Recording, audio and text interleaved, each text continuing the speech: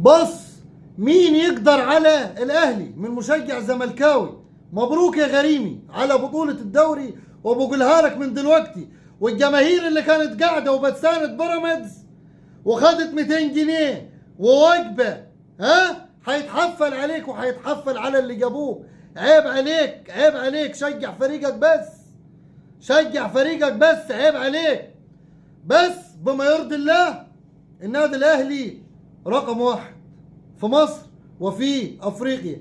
انا حالتي مش اللي هي، بس طول عمره النادي الاهلي بيظهر في المواقف الحقيقيه. مليون مبروك للنادي الاهلي. القاضيه ممكن يوم الجمعه تاني برضو اعملها تاني، عملوها الشياطين تاني. مليون مبروك لجمهور النادي الاهلي من مشجع زملكاوي. قول للجماعه اللي قاعدين في المدرجات عيب عليك، وابعتها.